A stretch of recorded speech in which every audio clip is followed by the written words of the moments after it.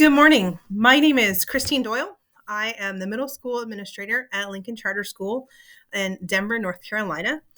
We are the largest charter school in North Carolina with 2 campuses. We serve approximately 2,300 students with 220-ish staff.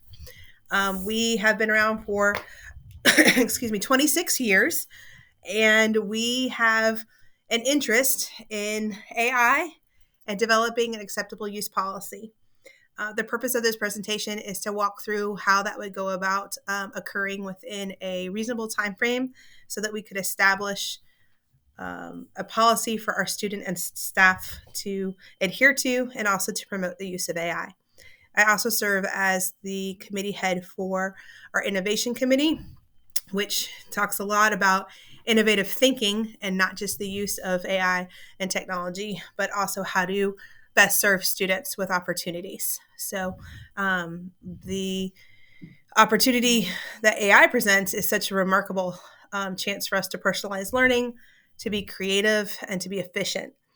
There are always concerns with educators about ethical use, student integrity, and our equitable access.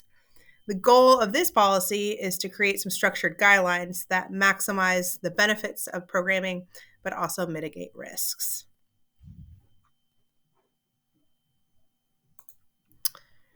So why AI in education? Artificial intelligence has basically revolutionized how education is provided and adapted within our learning experiences. It can automate a lot of our work and build efficiency.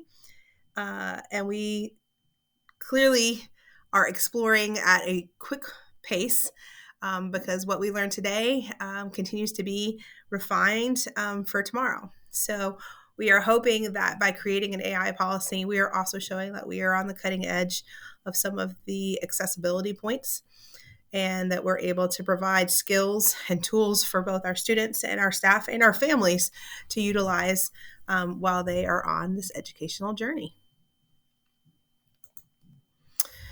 As I brought up, there are always some risks and ethical concerns to consider.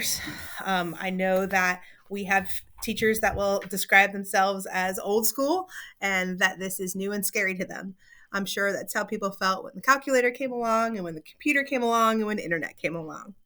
It is a powerful tool, and with any tool, it can bring some challenges. So the risk of academic dishonesty through generated assignments is a significant concern. At the middle school level right now, we are just dealing with copying and pasting. The plagiarism and the copyright infringements and things of that nature are just misunderstood. And for students that had a significant amount of time during COVID with online and digital learning, they're grasping at straws, and there's a sense of desperation sometimes that takes over. So we're hoping that AI does not take away their critical thinking. It just provides a context, and we want to ensure that the responsible use is in place to protect student integrity, data privacy, and for all of the potential significant challenges that might come. We're also aware of equity and bias, and that AI, while still relatively new, is developing, and that implicit bias does exist, and we need to be able to sort through all of the information provided and provide students guides to do that. Right now, as we talk about how we would propose an acceptable use policy, we need to make sure we have buy-in from all stakeholders. We want to make sure that students are demonstrating their original thought, but using and having access to resources. Educators must be able to supervise and recognize when AI is being used, and then also align our assignments and programming to follow along so that students are not immediately reaching to AI, that they're having opportunities for thinking classrooms and thinking opportunities and discussion with their peers and building on ideas. We also want to make sure that they know how to cite and the transparency involved when using AI. It shouldn't be something that they are ashamed of, but as an adult, I struggled. I didn't know how to cite a lot of the areas that I was. For instance, some of this presentation was created by Gamma AI, which is another useful tool that I have found. But to be able to cite that was something that I needed to be able to learn. Next, we will talk a little bit about the AI use and guidelines and how we would go about doing that. We want to make sure that there is a smooth implementation of this program. Whenever you create any sort of policy or essential document, you want to make sure that everyone knows ahead of time what to expect, that we would have a usage agreement and disclosure forms, and that teachers would be able to have a preview and understanding, as would families, as we move forward with the process. We would want to make sure that there was brainstorming and writing assistance, and that it was reviewed thoroughly by all stakeholders, including our IT department and our teacher-based groups. Training sessions would need to be in place for staff and students so that we could adopt and be in compliance with the policies that we establish. And our school board would ultimately have oversight whether a full policy is accepted and then implemented, preferably for our 25-26 school year. Addressing the cheating in academic integrity is something that is very important to educators as a whole.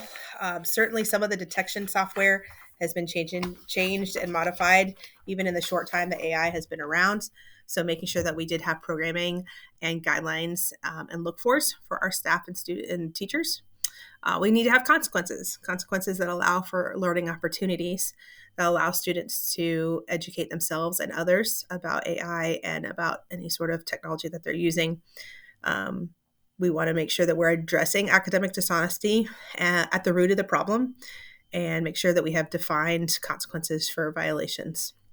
We don't want to ban anything outright, but we want to educate students on the ethical usage. And by integrating AI into literacy and into the curriculum, we should foster some responsible engagement within our tools. And that's part of our Lincoln Charter expectations, as well as just being a good citizen. So right now, we're going to focus on some of our next steps, which include policy refinement, but actually having a written policy that we can refine based on the stakeholder input. Discuss and plan for when the teacher training would take place. Building professional development, not just once, but several times during the school year. To implement and make sure that we have a time frame that is appropriate and gets us started with the school year. And then evaluate. So there need to be several checkpoints to make sure that what we're doing is working and that we're navigating some of the ever-changing rules and policies. By establishing the structured acceptable use policy, we will guide students towards ethical and responsible AI use.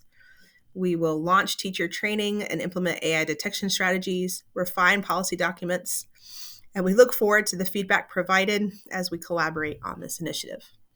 I appreciate the opportunity to review the structure of this policy and the opportunity for feedback from the university setting as we move forward. Thank you very much.